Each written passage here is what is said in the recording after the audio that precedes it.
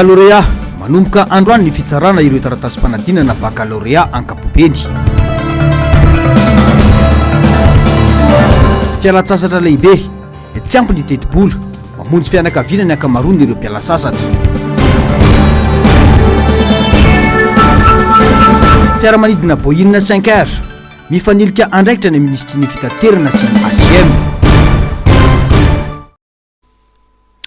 Alatsinainy ny 7 ny volana Jolay taona 2024 manatra ny fiarabana tompoko lasy sy tompoko vavy tonga soa ato anatin'ny fotoanan'ny fampahalalam-baovao eto amin'ny fahitalavitra MBS manasano ampanajana izay anaraka ny fampahalalam-baovao hatramin'ny farany. Ny vaovao makasika ny raharam-pirenena avy hatrany no isataratsika ny fampahalalam-baovao amin'izao alina izao. Izavy ireo mpahazo tombotsoa ara-toekarena amin'ilay orinasa manana fohibe ny ao Analamahitsy. Inona avy ireo antota taratasy nentina nazahoan'ireo fiaramanidina ny laharana malagasy. Nahoana no nahazo sertifika vonjemaika ireo fiaramanidina kanefa tsy nisy ny fampitorana lalina. Nahoana no tsy voaro tamin'ny fampiasana osoka nazahoana laharana malagasy ny fanjakana malagasy. Santionany amin'ireo fanontaniana napetraky ny filoha teo aloha Marc Ravalomanana amin'ny filoha ankehitriny ireo manoloana ny raharaha momba ilay fiaramanidina Boeing 777 miisa 5 any Iran kanefa nomena laharana malagasy. Nandefa taratasy misokatra ho an'ny mpitondra ankehitriny moa ny filoha pirenena teo aloha Marc Ravalomanana androany. Votoatiny izay vaovao izay mampiteraka aiai lalina ito amin'ny firenena sy eo anivony sehatra iraisam-pirenena ny vaovao izay no mafisy ny sampandraram-panjakana dia ny aviation civile de Madagascar ny fisiny tamin'ny lalany teny mita nataony ny 15 Jolay lasa teo. Tsy resaka tsao na raharaha ara-pitantanana tsotra no resainy eto fa fanomezana laharana fiaramanidina eo amin'ny sehatra iraisam-pirenena ary misy fiantraikany ara-diplomatika, ara-dalàna ary ara-piarovana ho an'ny firenentsika. Hoy ny filoha Ravalomanana marika. Voasoratra fa fiaramanidina Boeing 777 miisa 5 ana orinasa tsy manana fahaiza-manao eo amin'ny sehatry ny fitaterana anabakabaka, tsy manana fototra teknika eto amintsika, tsy manana fahazahoan-dalana na traikefa azo amarinina, omena taratasy fanamarinana fa malagasy. Hoy hatrany ny filoha Ravalomanana. Nampiasaina ivelan'ny tanjona napetraka ireo taratasy fahazahoan-dalana vonjemaika ary dia manitsakitsaka tanteraka ny fitsipika misy izany. Mafisy ny ACM fanovaina tamin'ny alalan'ny osoka ireo taratasy ireo ary nampiasaina tany Kambodja ary ny famotorana fototra dia natao tany ivelan'ny Madagasikara dia tany Chine. Hatramin'izao mbola tsy nisy fepetra entitra sy mangarahara no raisina amaritana ireo andraikitra amin'ny tirara ity. Hoy hatrany ity taratasy misokatra. Raha ny bokim-panjakana momba ny fisoratana anarana ara-barotra na registre de commerce nefa dia orinasa voanaorina ary misehatra amin'ny fambolena toy ny épices, sésame, voanjo, fitaovana tanimbary. Ny orinasa nangataka fahazahoan-dalana momba ny sehatra asa-pitaterana anabakabaka hoe ataony indray dia tsy nisy manana fototra fitrasana toerana iasana, tsy manana mpiasa voatokana ho amin'izany sehatra asa izany koa. Rotapitrisa ariary na manodidina ny 700 euro fotsiny no reny volan'ny iray orinasa. Hoy hatrany ny fanamafisana. Tsy mifanaraka amin'ny fananana na fitantanana fiaramanidina Boeing 777 velively izany.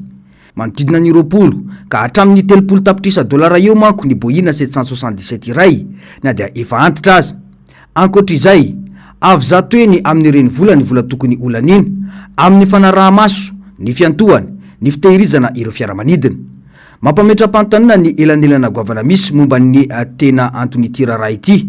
Ireo mpahazo tombotsoa ara-toekarena ary ny tsy fisiny fanaraha-maso fototra avy amin'ireo manam-pahefana. Izao toy zavatra izao dia azahoany Madagasikara sazy iraisam-pirenena. Hoy ihany ny filoha Ravalomanana tanatin'ilay taratasy. Avery ny fitokisana ary anohitoina ny fahaiza miara-miasa eo amin'ny fenitra iraisam-pirenena momba ny fiarovana anabakabaka. Fantaniana mipetraka hoe iza no nanome fahazahoan-dalana ho ana orinasa manana reny vola 700 euro nazahoany lahara-pamantarana ho ana fiaramanidina lehibe miisa 5 amin'ny mahafiloam-pirenena dia manana andraikitra mivantana amin'ny fiantohana ny fahitsiny ireo fifanarahana iraisam-pirenena, fahadisoana politika goavana, ny fahanginana sy ny tsy fisiny mangarahara ary ny tsy fanehoana ampahibe maso ireo antota taratasy momba ny fifanarahana. Eo anatrehan'ireo rehetra ireo dia manontany anao ampanajana ny tenako hoe izavy ireo mpahazo tombotsoa ara-toekarena amin'ilay orinasa manana fohibe ny ao Analamahitsy Inavy ireo antota-taratasy nentina nazahoan'ireo fiaramanidina laharana malagasy. Nahoana no nahazo sertifika vonjomaika ireo fiaramanidina kanefa tsy nisy efa mitorana lalina. Nahoana no tsy voaro tamin'ny fampiasana osoka azahoana laharana malagasy ny fanjakana malagasy. Fanaovana antsirambina tanteraka ny zavamisy ka mametraka any Madagasikara ho amin'ny fitokana monina sy ny tsy fahatokisana eo amin'ny sehatra iraisam-pirenena, hoy ny Flora Valomanana izay nanipika fa manana andraikitra amin'izao avokoa ny fanjakana iray manontolo. Mangataka ny amoahana ireo antota-taratasy rehetra ny Flora Valomanana, ahitana ireo mpahazo tombotsoa. Mangataka ihany koa ny fampitsarana avetrany izay fombafomba ara-panjakana fanampiny ka isina fitsiriana na audit maleo tena eo ambanin'ny fiahin'ny parlementaire sy ny iraisam-pirenena, hoy hatrany ny filoha teo aloha Valomanana marika. Fa mahakasika indrindra izay vaovao izay dia mitombo hatrany ny fikorotana-kevitra sy ny fisalasalana amin'ny raharaha mahakasika ireo boina miisa 5 izay mitondra ny matricule 5R izay an'ny malagasy hita tany Iran ity. Firenena izay mbola iaranssazy avy amin'ireo firenena tandrefana sy Amerikanina mantsy Iran amin'izao fotoana izao. Raha nanambara ny ministry ny fitaterana fa osoka sy antota-taratasy sandoka no ny fanarahana tamin'izany dia nilaza kosa ny tale général ny aviation civile de Madagascar fa ny ministry ny fitaterana no nanome baiko anomezana ireo laharana malagasy ho an'ireo fiaramanidina ireo. Ny antsipriany izay vaovao izay. Ny sabotsy 24 Jolay lasa teo nanoratra taratasy fangataham-panazavana ho an'ny tale général ny aviation civile de Madagascar ny ministry ny fitaterana nanontandry ny antony sy ny fomba ahafahan'ireo fiaramanidina 5R nivoaka teo ambany ny anaran'ny Madagasikara. Tao anatin'io taratasy io dia nilaza ny ministera fa tsy nahafantatra akory ny amin'ny fisin'ny raharaha ka nangataka fanazavana ofisialy avy amin'ny tompon'andraikitry ny ACM. Androany alatsinainy ny 24 Jolay namaly ny fangataham-panazavana ny ACM tamin'ny alalan'ny tale généraliny. Nambarany fa tamin'ny alalan'ny toromarika sy ny baiko avy amin'ny ministry ny fitaterana ihany no nanaova ny famoahana ara-teknika ny matricule 5R ho an'ireo fiaramanidina boina miisa 5 ireo. Araka ny valiten'ny ACM ihany koa dia ny 20 Jona 2024 dia nahazo antso tamin'ny ACM avy any Kaboja izy ireo nanamarina ny momba ireo antota-taratasy. Tamin'izany no nilazany ACM fa osoka sady efa lany andro raha ny daty tapitra ny 17 Aprily 2024 manko ny sertifika vonjomaika nomena. Nanomboka teo koa ny fanadiadiana anatiny natao. Nilaza koa ny ACM fa nisy foana ny tatitra natao sy nomena ny isan'ambaratonga ao anatin'izany ny ministry ny fitaterana. Midika izany fa tsy nitondra fanapahan-kevitra maleo tena ny ACM ary tsy nahazo alalana anakatsakana na anamarina bebe kokoa ny fizotry ny antota-taratasy. Raha ny zavamisy anefa dia teratany malagasy iray sy teratany indiana iray no namoahana filazana fikarohana satria ahihina amin'ny fandraisana anjara amin'ny trangana osoka momba ny immatriculation ity. Nisy tamin'izy ireo anefa no voasambotra hoy ny fanazavan'ny tompon'andraikitra. Na izany aza tsy mbola nazavaina amin'ny antsipriany ny toerana sy ny fomba nisamborana azy ireo noho ny fahasarotan'ny fanadiadiana mbola mitohy raha ny fanazavana atrandy. Nandritra ny valandresaka ho an'ny mpano gazety ny totosaina io tolakandro io dia nanamafy amin'ny fomba entitra ny ministry ny fitaterana fa dossier osoka tanteraka no niparitaka sy ny ely manodidina ity raharaha ity. Tsy avy teto Madagasikara no nivoaka ireo antota-taratasy voalaza fa matricule 5R. Osoka natao tany Kamboja no nandoany ary avy any no natonga azy ireo any Iran. Tsy tompon'andraikitra amin'ny sidina na fitondrana ara-dalàna iraisana amin'izy ireo ny fanjakana malagasy hoy ny fanazavana. Manoloana izany toa mampiseho tsy fidovian-kevitra sy fandraisana andraikitra tsy mazava eo amin'ny androm-panjakana malagasy io fifanakalozana antaratasy io. Raha nyteny ny ministra fa tsy fantany akory ny raharaha nefa ny ACM milaza fa baiko mivantana avy amin'ny ministra no nanomezana ny famantarana 5R ary mahazo tatitra mandrakariva ny ministra dia miteraka olana goavana amin'ny mangarahara sy ny fitokisana amin'ny rafitra anatiny eto amin'ny fanjakana malagasy izany. Efa mandeha moa ny fanadiadiana hoy izy ireo koa andrasana ny toyny. Mbola ijanona eo amin'izay vaovao izay hatrany isika nandefa fangatahana fikarohana sy famotorana iraisam-pirenena ny firenena malagasy manoloana ny raharaha fiaramanidina mitondra ny laharana malagasy any Iran raha ny fanambarana ny voaka androany io. Nangataka fanazavana tamin'ny fanjakana Cambodgien izay nomena alalana ampisidina ireo fiaramanidina ireo ihany koa ny fanjakana malagasy. Miteraka fanehoan-kevitra maro ny fihetsika aseho ny mpitondra fanjakana izay mangina tsy tatendry manoloana ny zava-misy tahaka izao raha tsy voatsindry mafy amin'ny fanehoan-kevitra samihafa hoy ny mpisehatra politika. Tady baovao ny Ando Miaratina eo amin'ny sary tsindratsary ny Mathieu Prince.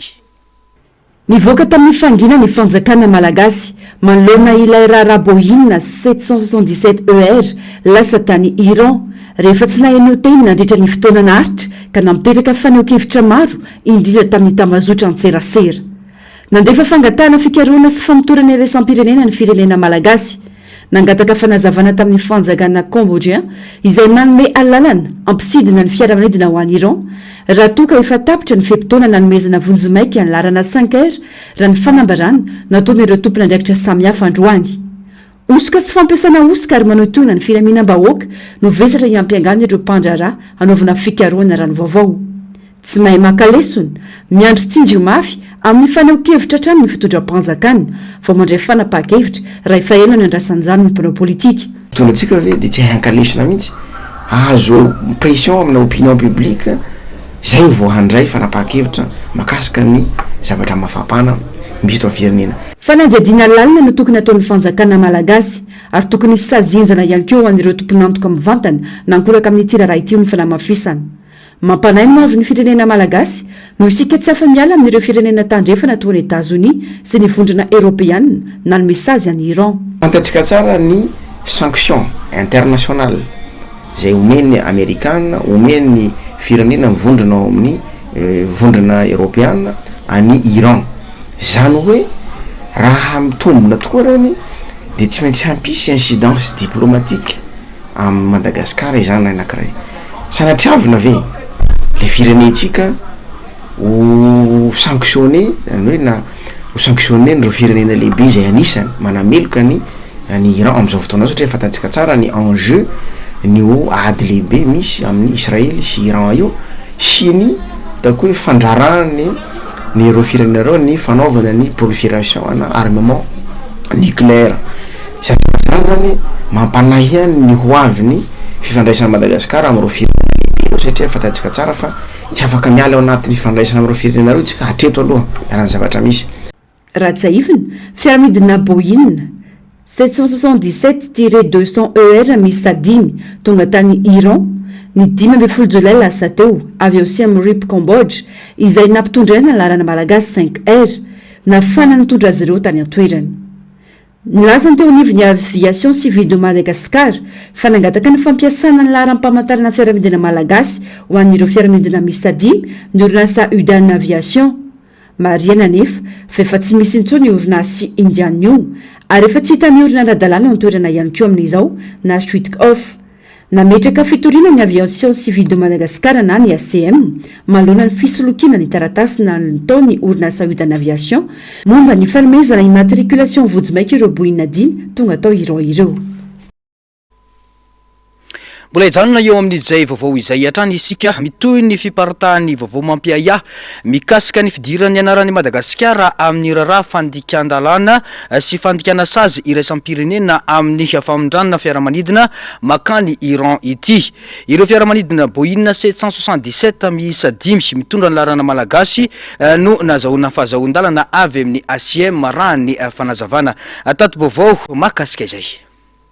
Manameloka ny Madagasikara ho samanampy amin'ny fandikan-dalàna iraisam-pirenena sy manampy any Iran mandika sazy raha ny fanehoan-kevitry ny fikambanana United Against Nuclear Iran na ny UNAI. Tsy nanao fanambarana mivantana ny fanjakana, tsy nisy fanadihadiana ny tanterana Babemaso ary tsy nisy fametra-pialana na fanenjehana ara-pitsarana hatreto an'ireo olo-mpanjakana mety ho voaroy.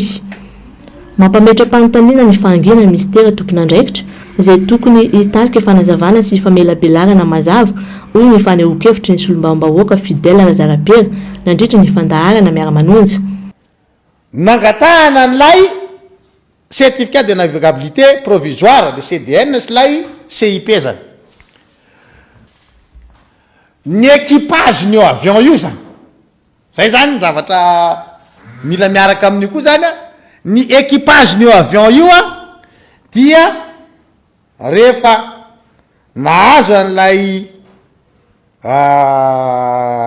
CDN zany slay CIP zay zany le zavatra an'le izy hoe ny équipage mitondra an'ireo avion reo zany dia tsy maintsy manana licence gasy avoay ary zay satria zay zany tsy maintsy rehefa mahazo an'lay CIP sy le CDN zany hoe mahazo an'lay certificat de navigabilité provisoire sy lay certificat d'immatriculation provisoire dia ny équipage nio manana licence gasy.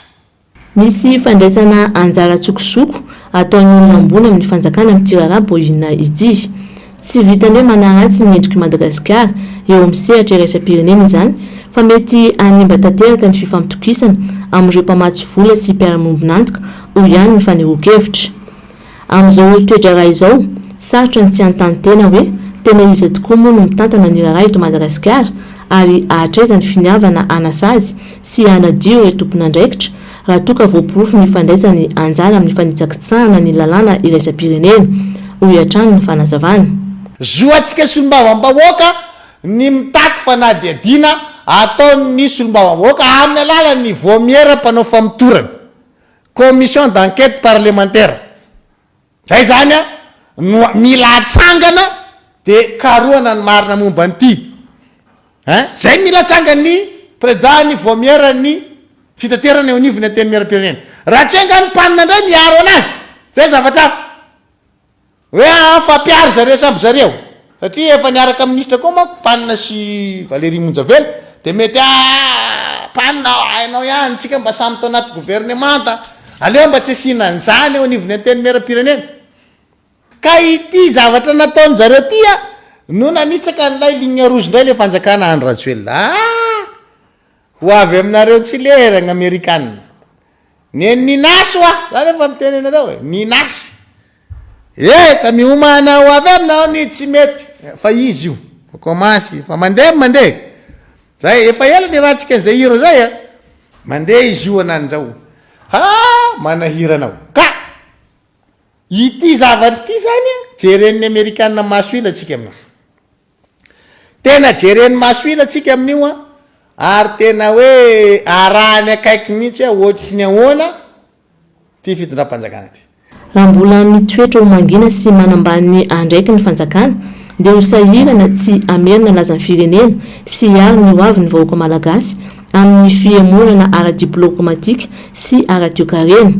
Tsy maintsy isy ny fiovana entitra ary tsy azo ekena ny fitondrana tsokosoko mitondra fahavoazana tsy tantaratra amin'ny sehatra lehibe tahaka izao ho ihany ity olom-boafidy ity. Raha ny fantatra moa dia io tolakandro io dia nisy ny fanambarana nataony ministra ny fitaterana sy ireo mpanjakana hafa nilazana fa efa nisy ny voasambotra mpandraraha malagasy sy indiana no mbola karoana ary tsy mahazo mivoaka ny sistany ireo voaroroy. Nilaza ireo tompon'andraikitra fa voafitaka ny fanjakana malagasy ka nitory ireo mpandraraha nikasa ampiasa zotra iraisam-pirenena eto Madagasikara. Osika sy fampiasana osika ary fanotoritinana ny filaminam-bahoaka no vesatra hiampangana ireo mpandraraha karoana ireo. Ankoatra izany dia fantatra fa nangataka fikaroana sy famotorana iraisam-pirenena ny firenena malagasy. Nangataka fanazavana amin'ny fanjakana Kambodjiana koa izay nanome alalana ampisidinana ireo fiaramanidina ireo ho an'ny Iran raha voalaza fa efa tapitra ny fehim-potoana nanomezana vonjomaika ny laharana 5R. Fa izay ihany koa no irosotsika tanteraka ao anatin'ny vaovao makasika ny fifandraisan'i Madagasikara eo amin'ireo sehatra iraisam-pirenena tao miverina indray ny disadisa eo amin'ny fanjakana malagasy sy ny vondrona eropeana amin'izao fotoana izao. Tsikatra ny mpanara-baovao izany nandritra ny faneho-kevitry ny ministry ny raharaham-bahiny ny farany herinandro teo. Namaly ny ankolaka ny faneho-kevitry ny masoivo ny vondrona eropeana manoloana ny ranty nataony ity diplomaty ity momba ny resaka fiarakodia sy fiaramanidina. Ny antsipriany izay vaovao izay.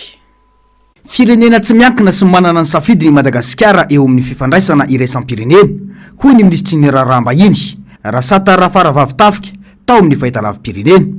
Fanehoan-kevitra valikafatra ankolaka tamin'ny lailateny navoaka ny Roland Kobia maso ivony vondrona Europeana tao amin'ny tambajotra sosialy ny 20 Jolay lasa teo izany. Nilazany fa ny vondrona Europeana dia tsy manome fiara lafo vidy fa mampiasa ireo fiaramanidina sy ny angidimby mba hiatoana ny fanampina ho an'ireo vahoaka amin'ny tokamonina eto Madagasikara. Nampatsiahy Roland Kobia tao anatin'ilay fanambarana nataony fa ny ampahany lehibe amin'ny fanampina mahaolona eto Madagasikara dia avy amin'ny famatsimbola omeny vondrona Europeana amin'ny alalan'ny firenena mikambana sy ireo fikambanana tsy miankina sy ny sisa.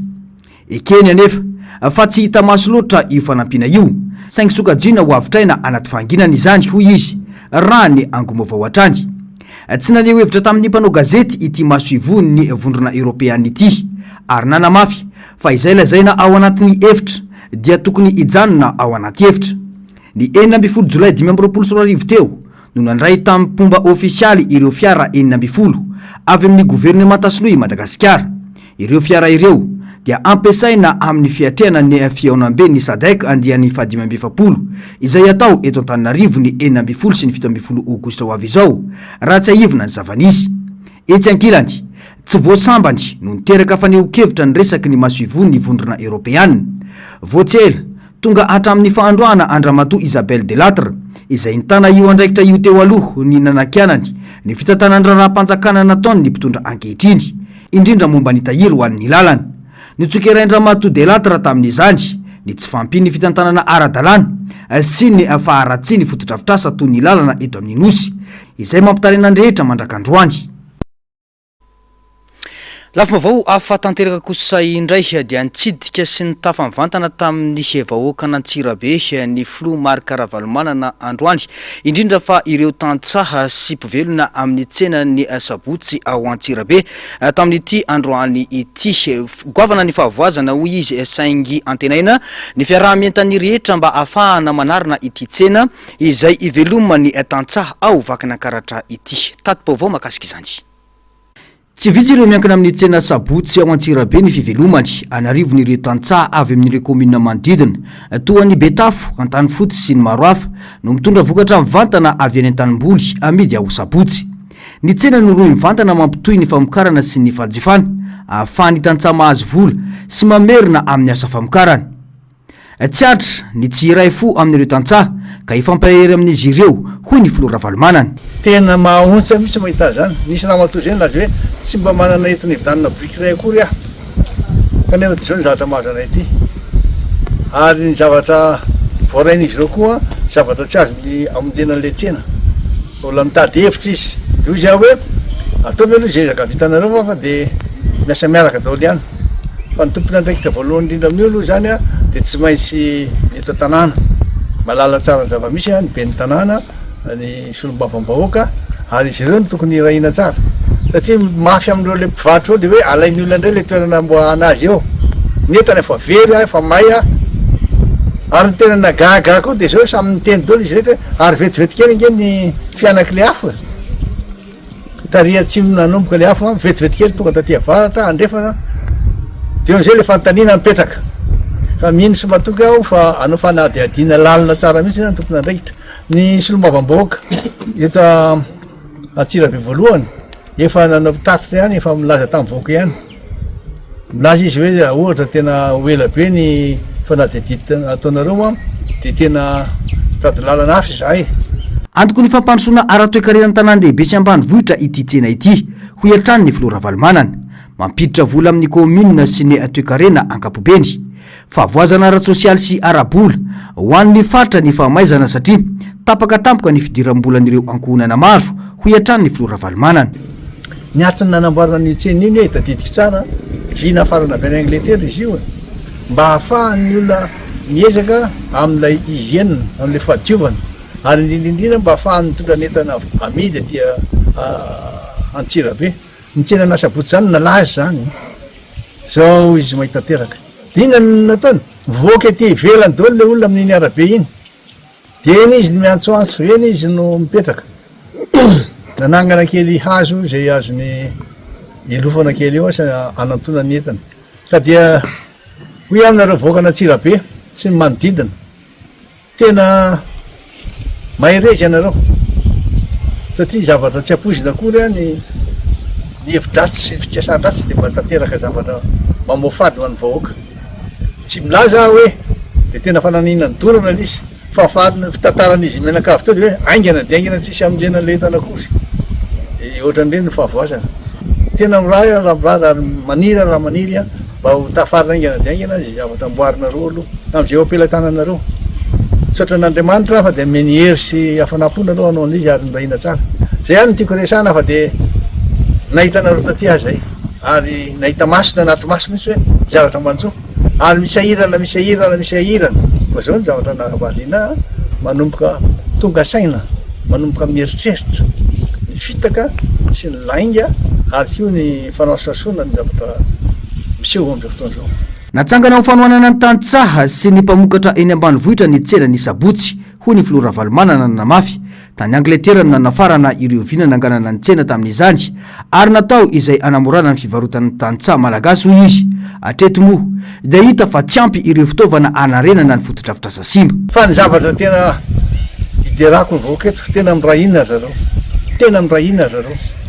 na inona n'inona zavatra nitanga atao anatin'ny herinandro efa mbo tafatsangana zay azo tafatsangana aloha marina fa tsy de tonga lafatra le izy fa na izany ary hita le hoe tena ampipodra reo le izy ary fananana le izy ka raha maniry mba hituzany zany herinandro katroko zay hoy zay aminareo nainona le izy de mampaheranareo ry voaka tompony tsena may fananana rava voaroba ary ny tena navarina any koa de le fitantarany zareo teo hoe tonga de anaty fotoana foy ray alina na roa alina de tapitra dao keo le vy ngeza be reny tapahana de nisy naka zany hoe efa voalamina tamin'ny voalohany mihitsy tsara izy io de efa bien organisé tsara le fomba fandrobanana izy de alaina le vy nalaina le tolona zay tsy mety zay satria manjary tsy mizara ny soa an'ny hafa ho an'ny tantsaha sy ny mpivarotra madinika midika fanarenana mpiainana ny fanarenana aingana ity tsena ity tsy mety raha dino anaty politika sy fandaminana tsy vita ity fotodrafitrasa lehibe iankinany maro amin'ny asa sy ny fivelomany ho iantrany ny Flora Valomanana.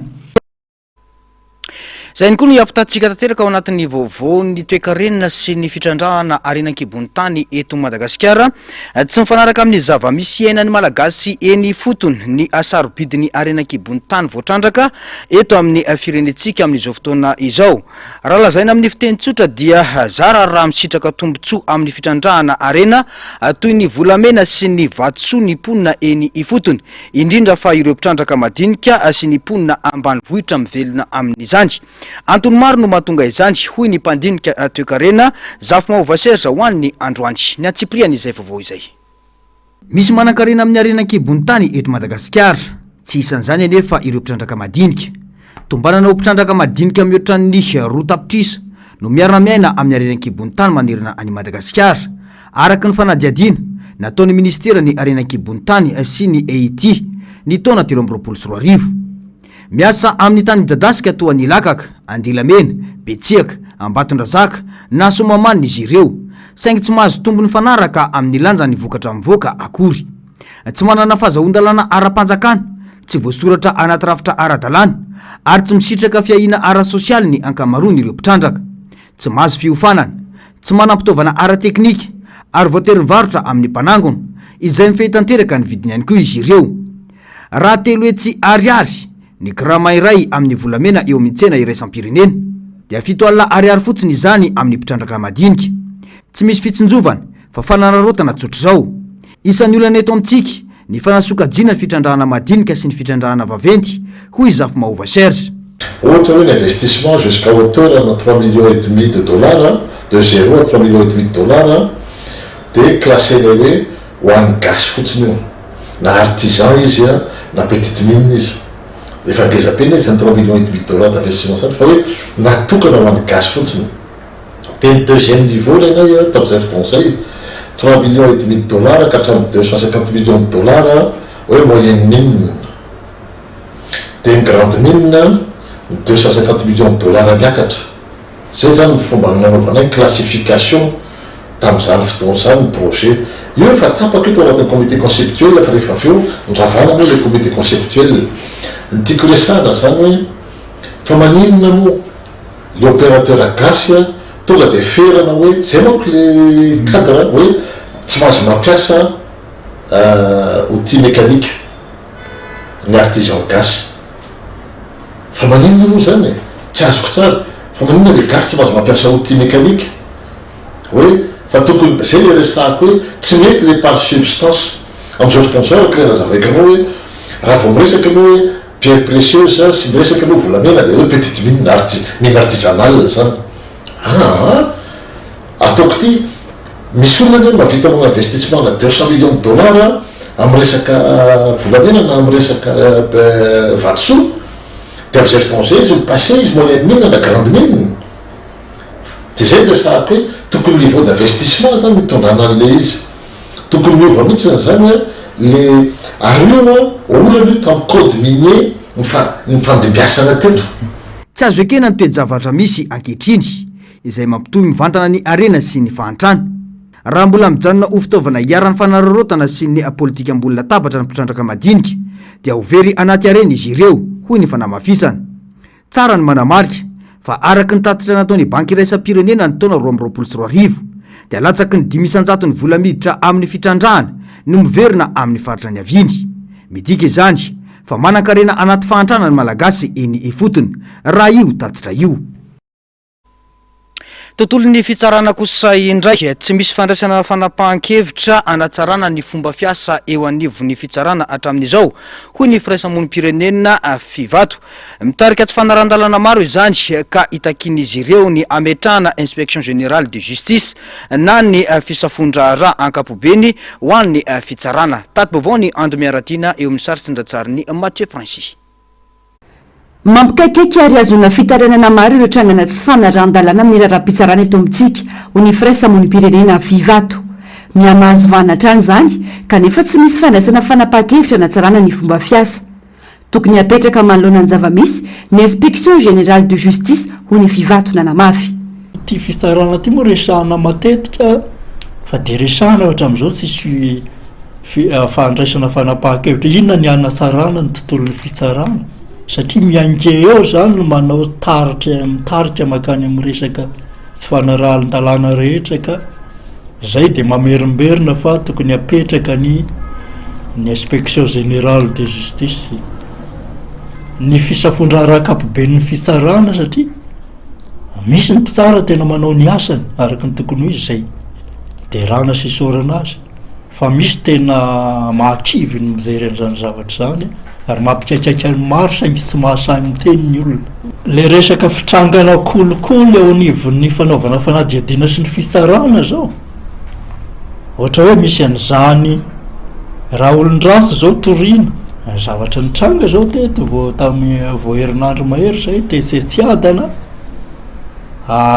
manindronasy zao kitsorano zao le olona rehefa fanaony fa tsy mbola andray mandeha de mandositra de tratra ny vokon'olona de le voatsindronazy miditra hôpitaly boraka misy ny sinay fa rehefa avy eo mitory an'ilay olona le victime de toroiny sasany hevitra indray le olona toriana zay ny fitrangana kolokolo efa matetika mpitranga hanao plainte réciproque na fitoriana setriny lasibatra matetika amin'izany ireo olona any amin'ny tany lavitra andrina tsy vita mitaza-potsy ny zava-misy fa mitaky fandraisana ndraikitra tsy asimba ny fiarahamonina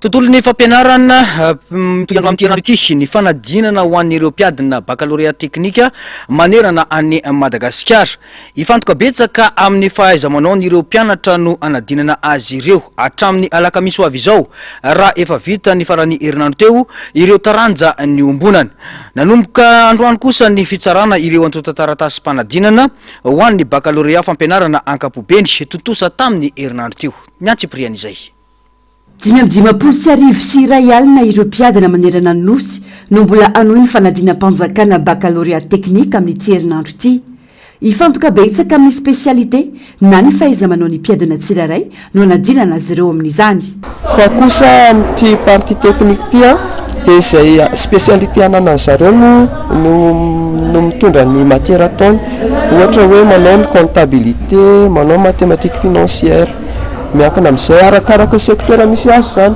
Raha mijerytsika misy ny génie civil, tertiaire, agricole, tourisme, hôtellerie, restauration, ny art ary ny textile, habillement et accessoire. Zay métier vaovao vao aingana no nisy. Dia anisan'izay zany a misy ny mandritry ity semaine ity a dia zareo miadina ary manao ny matière zay azo lazaina hoe spécialité-any. Zay anisany koa hoe matière de base koa. Mahatratra 770 ireo mpiadina eto amin'ny LTC Ampeflo mizara amin'ny efitrano mpanadinana 370. 7 ireo tsy tonga niatrika fanadinana ny herinandro lasa teo ary ny ampiro izany ny tapany mariana tamin'ity alatsinainy ity. Sarotra ny fanadinana, tsy azo idivirana ny mety isina osika samihafa. Amafisina araka izany ny fanaramaso ireo mpiadina hoy ny tompon'andraikitra na mbola tsy nisy azy ity tranga ity teto amin'ny LTC Ampeflo. Efatra amin'ny herinandro aloha zany dia niezaka izay ny nanamafy ny fanaramaso surtout ny any amin'ny couloir sy ny any amin'ny WC satria ny any amin'ny any matetika no anan'ny ankizy ny fandeha dia namafisina ny fanaramaso zany surtout amin'ity partie technique ity somary sarosarotra kely par rapport amin'ny partie générale. Anisan'ny ireo tranga nanamarika teto amin'ity efitrano mpanadinana ity kosa ny fampitomboana ny efitrano mpanadinana ny herinandro teo. Tovolahy rehetra trelozam-pifamoivoizana no tsy maintsy natokana efitra no ny tenany tsy maintsy mandeha amin'ny seza misy kodiarana ka tsy afaka miakatra ny tohatra. Izy tsy afaka hiakatra ny tohatra satria ny étage rehetrarehetra mandeha tohatra daholo. Dia izy mitondra fauteuil roulante dia no aménagena ny ato amin'ny amphithéâtre no atao ho anaovan'ny partie générale satria tamin'ny herinandro izy mbola tena tsy afaka nandeha mihitsy. Naka surveillant anankiroa zay hiambina anazy teto dia ireo ny nanaramaso tato amin'ny amphithéâtre tato. Mitony famerenandesona ho an'ny mpiadana tsirairay. Mila fanomanana betsaka izany amin'ny maha teknika azy. Samy manana ny antony amin'ny safidiny nataony moa ny tsirairay. Gestion comptable satria mora ahitako asa vetivety mo c'est favorable amin'ny resaka karama et tout. Mbola tsy de miroviroby be aloha izy eto fa plutôt any ivelany. Nanalana le bac technique fotsiny zany mba tsy haiko nanatsaratsara le fidirana any université ny fahazoako anazy tsara ny fanadinana sady mbola tsy vita moa zany ny fanadinana fa efa vonona niatrika ny manaraka eo zay dia le atao foana. Tsy maintsy mbola mamerina ka mbola fianarana be moa ny ataoko. Mbola misy BTP zay fa mbola tsy vita ny anay vo 60% ngamba vita amin'ny anay. Raha ny tety andro mpanadinana ifarana ny alakamisy ho avy izao ny baccalauréat technique. Nanomboka androany kosa ny fitsarana ny taratasy mpanadinana baccalauréat ho an'ity taona 2022 ity rano vaovao. Lafa-mbaovao ahafatanteraka kosa indray saika mamonjy fianakaviana ireo mpiala sasatra amin'izao fotoana izao raha ny fanadihadiana izay natao tamin'ity androany ity tsy afaka manana fahafahana miantotena raha hiala sasatra amin'ireny hôtely ireny mantsy ny akamarony noho ny fahasahiranana. Mahajanga antsiranana fianaratsoa sy ny faritra Atsimo-Antsinanana no be mpandeha raha ny fanadihadiana natao tamin'ity androany ity hatrany. Efa misy ny tombana amin'ny sarandalana ho an'ny ampiarina amin'izao fialatsasatra izao raha ny fanadihadiana hatrany. Antomiaratinina sy Mathieu Prince no mitondra ny antsipriana izay. Manomboka betsaka ireo olona miala eto an-drenivohitra mamonjy faritra amin'izao fotoam-pialatsasatra izao, indrindra taoriany fahavitana ireo fanadinam-panjakana samihafa. Ialana amin'ny rotoroto sy ny adi-tsaina andavanandro, maro ireo mitady lalana ivoahana ny renivohitra. Tsy misy manana teti-bola manokana ny atriana ny fialan-tsasatra lehibe ny ankamaroany tokantrano malagasy. Mamonjy na afara ny fianakaviana ny faritra no afana mandeha ialana amin'ny fandany bola betsaka. Ahitana taratra ny fahasarotan'ny fiainana sy ny fahasahiranana miandry amin'ny isam-baravarana zany. Afara izy no vakavokanja zany dia afara mikipiana azy dia tapoka ny volana ao dia verina indray. Kana vakansy izay aiza zao narany andeha any Masinga zay mandeha dia mba any mba tsy dia fandehanana matetika dia mba mety any ankizy tsy tratra isan-taona indray mandeha anatin'ny efatra taona angamba na afaka manao an'izay any fianakaviana nanomana fa izay tsy manana fahafahana. Fitahian'Andriamanitra no afahana manao izany faran'ny fiainana tsy afahana hoe vakansy fotsiny. 5 mianaka zay eo amin'ny herinandro ka hatramin'ny 2 herinandro eo manahirana zany. Manahirana fa mba ilaina koa ilay izy dia atao aloha zany mba hanomezana fifalianana ankizy ialana amin'ny fiafiana andavanandro dia mba sinambo. Mahajanga Antsiranana sy Nosy-be Morondava Fianaratsoa ny faritra Tsimotsinanana no be mpandeha amin'izao raha ny fanadihadiany. Tsy latsaky ny zato ireo fiara-mivoaka ho anetsy amin'ny Makiandotapenaka ary ny Tombe izany nanomboka ny sabotsy teo. Ampy ny fiara na mafisina kosa ny fitsiriana eo am-piangana isoroana ny loza. Saika ny 700 lozam-pifamoivoizana raha teo dia vokatry ny fitondran-tena ny mpamily avokoa hoy ny fanamafisana. Ny amafisina aloha zany zao dia le contrôle au départ. Le contrôle au départ zany fitsirena ny tota-taratasy ny fiara, io ihany koa ny fijerena ny resaka entana. Izay entin'ny fiara zany ny avony sy ny ohatrohatr'izay. Zany hoe ny tena namafisina mafimafy kokoa zany zao am'izao dia le contrôle au départ mba ahafahana hoe fiarovana amin'ny loza. Eo koa ny fanamafisana fampatsahivana andreo mpamily amin'ny anjara andraikiny amin'le asa zay amin'le lalana zay tsy maintsy ho andehanana. Nanamafy ny fanentanana ireo rehetra mampiasa lalana ny tompony andraikitra mba ho fialan-tsasatra herendoza. Tsy fampisehoana ny tanjaky ny fiara ny lalam-pirenena ka tsy tokony andeha mafy ny mpamily ho ny fanazavana.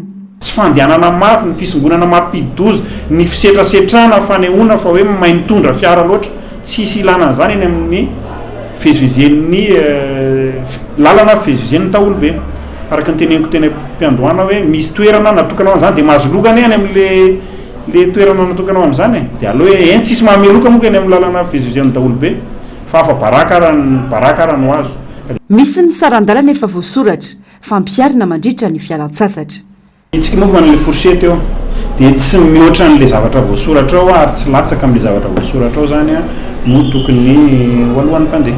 Azon'ny mpanjifa taony mitoroka sy mampilaza raha toka hiara-ny fanararotana amin'ny sarandalana izy ireo.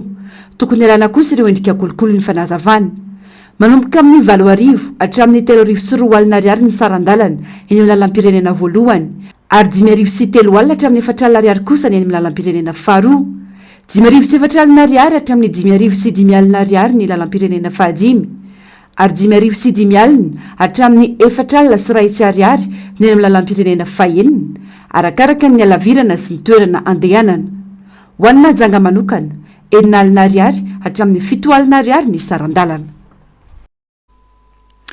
Fa nikorotana tampoka ny drafi-pandaharam-piaramanidina ho an'ny kompani pitaterana American Airlines alina teo apetsiketsehana isidina tao amin'ny seranam-piaramanidiny Shanjian any Porto Rico no voaterina janona tampoka noho ny famaizany kodiarana iray ny sidina ho an'ny Boeing 737 Max 8 andeha ho an'ny Miami. Ny antsipriana izay vaovao izay.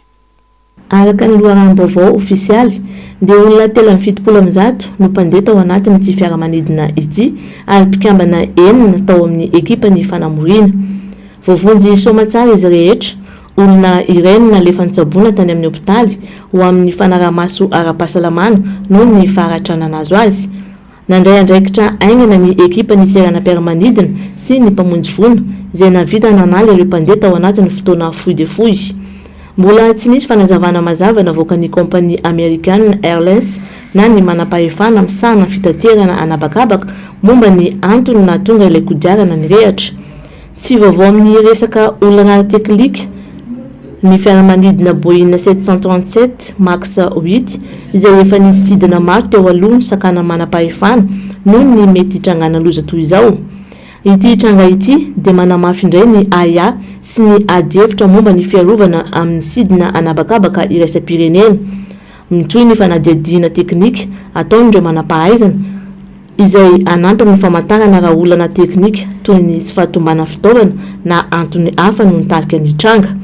Eo ampiandrasana izany dia mitaniky mangarahara sy fepetra entitra amin'ny firarovana ny mpandeha ireo fikambanana mpiaro zo mpanjifa amin'ny zotra anabakabaka. Izeny an'ny Etats-Unis fa any Gaza kosa indray dia miatrika mosary sy fahasahiranana lalina ireo mponina ao Gaza noho ny ady sy ny fibodona ataon'ny Israely.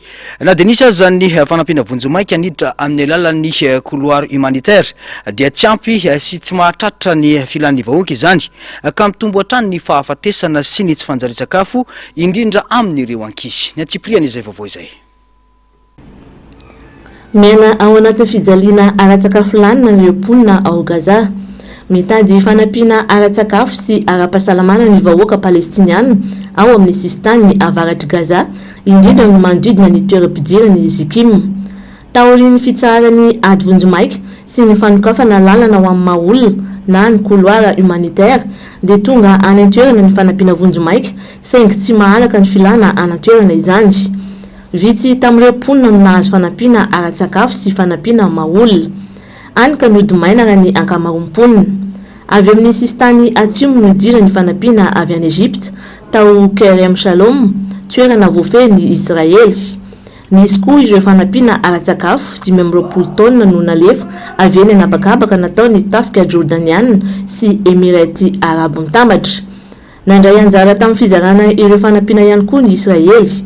Na izany aza nefa mbola tsy afaka namaivana ny krizy ara-piainana sy maolona mianjady amin'ireo mponina anatoerana izany. Mitohy hatrany fibodona ara-tafika ny sakana amin'ny fidirany fanampiana ary ny tsy fisiany fahafana mivezivezy ho an'ny mponina ao Gaza. Araka ny nambarany firenena kambana iraisam-pirenena misahana ny fahasalamana na ny OMS, ny 20,000 zaza latsaky ny 5 taona ao Gaza no tratrany tsy fanjari-tsakafo mahery vaika. Mitombo be ihany koa hatramin'ny fiandohan'ny volana Jolay ny isan'ireo namonia ny vokatry mosary. Manona izany zava-misy mampivarahontsana izany, voatsikera mafy Israely izay mbola mandahatrany fa tsy tompon'andraikitra amin'ny fahantrana sy fahafatesana mianjady amin'ireo mponina ao Gaza. Miantso mafy ny vahoaka palestiniana ankehitriny, mitaky fanampiana maharitra sy fandriampahalemana entitra izy ireo, mitady fahafana amin'ny fahanginana mamono sy mosary tsy voasakana anatin'ny ady. Zay amin'iny fa zao tsika dia anaraka indray ny afakely mandiran-tany. Lavaka goavambe mirehatra tsy mety maty ao amin'ny Goba Desert any amin'ny faritry Karakoum ao Turkmenistan ny Vedortuel. Toeram-pisintonana mpizahatany malaza ary anisan'ireo toerana tena mahavariana sy mahagaga eto an-tany ny Dortuel, adika tsotsotra hoe vavahady ny afobe na koa Daoziz Gazokrateur ny anarana ny Andohangy. Tamin'ny taona 1970 mantsy dia nipoitra taorian'ny asa fikaroana entona nataon'ny ingénieur sovietika ny avy teto. Raha nitady entona voajanahary ny mpikarika sovietika dia nirodana tampoka ny tandy, niteraka lavaka goavambe mirefy 720 metatra ny zava-ivony ary manodidina ny 30 metatra ny alaliny. Nivoaka be dia be ny entona voajanahary indrindra fa ny metana izay manimba sy nampidi-doza ho an'ny olona sy ny tontolo iainana, entona tsy hita maso mora mirehatra. Natahotra mantsy ireo manam-pahaizana sovietika tamin'izany satria mety hipoaka ny entona nefa misy olona manakaiky ilay afo. Mety animba rivotra eny manodidina koa. Tsy voafera alefa any amin'ny rivotra malalaka ka nidorana mba ho afaka aingana ireo entona ireo. Noheverina fa irehetra mandritry ny andro vitsivitsy monja saingy hatramin'izao taona 2020 dia mbola tsy maty ny afo. Mirehetra mandrakariva Angalamanjana. Azo jerena avolavitra amin'ny alina noho ny fahazavana sy lelafo mamirapiratra. Misy setroka sy hafanana manaitra eny manodidina. Tena mahagaga sy mampiororo satria toy ny vavahady makany amin'ny afobe tokoa. Mpizahatany anarivo isan-taona no tonga mijery ity antsoina hoe vavahady ny afobe izay nanome endrika hafa any Turkmenistan eo amin'ny sehatra iraisam-pirenena. Manaitra ny saina momba voka-dratsy ny fikarohana angovo tsy voafehy sy ny fanimbana ny tontolo iainana koa nefa ny fisiny. Nampanantena anakatona ity lavaka mirehatra ho an'ny avo. Nampanantena anakatona ity lavaka mirehatra ho an'ny hoavy ny fitondram-panjakana Turkmène satria manimba ny tontolo iainana sy mampidi-doza amin'ny fahasalamana saingy mbola tsy tanteraka izany hatreto. Tovovavy teraka tsy misy orona no sady tsisy maso i Cassidy Hooper. Fahasembanana tsy fahita firy no mahazo azy. 70 taona i Cassidy Hooper ankehitriny. Natao fandidiana voalohany izy ka nolavana ny tarehany mba hiteraka orona sy isintonana ny septame nasal. Tsy manana fototra aretina hafa ny tenany fa manantena ny anaraka fitsaboana mba ahiratany reto masony ahitany ny tontolo manodidina azy. izy no Sanishara, zazalahy kely nariany ray aman-dreniny tao anatiny ala mikitriky Ouattara Preda. Izy no Sanishara, zazalahy kely nariany ray aman-dreniny tao anatiny ala mikitriky Ouattara Pradesh tao Inde fonesy 5 taona satria tsy vitan'izy ireo nitaiza azy. Ireo mpizaha no nahita any Sanishara. Ireo mpihaza no nahita ny Sanishara 7 taona taty aoriana. Miaina toy ny fiainan'ny biby, manana tongotra 4 izy Sanishara, mihinana biby manta, mandady amin'ny tany ary tsy mahay miteny fa mierinerina sady matahotra olona. Nosamboriny izy ka notezana sy nifolahana tanteraka mba hitovy amin'ny fiainan'ny zanak'olombelona. Tao anatin'izany ny fampianarana azy iteny, ny fampanaovana azy akanjo sy ny sisa. Velindray anefa i Sanishara rehefa feno 5 volana nitezana azy. 20 taona taty afara hitandray ny tenany ka nofatorana sy nifolahana hitovy amin'ny olona saingy indrisy tsy tiany ny sakafo masaka fihinan'ny olona. Sarotra ho azy ny fiainana nasaina ny ainany ka matetika izy no mitady lalana irifatra vao mahita ala. Niteraka aretina ho azy anefa izany fanerena azy iaina ny fiainan'olombelona sy sakafo fihinan'olona izany. Sy sakafo fihinan'olombelona izany ka niteraka fahafatesana ho azy. Mijanona ho misy telo ny velomany nanomboka izy 5 taona.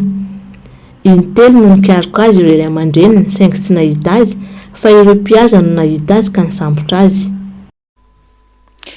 Tapitra ny fampahalalam-baovaontsika tompoko lasy sy tompoko vavy mankasitraka anao nanaraka izany hatramin'ny farany isaorana ireo namana-panao gazety sy ny teknisiana nahafahana nanatontosa izao fampahalalam-baovao izao.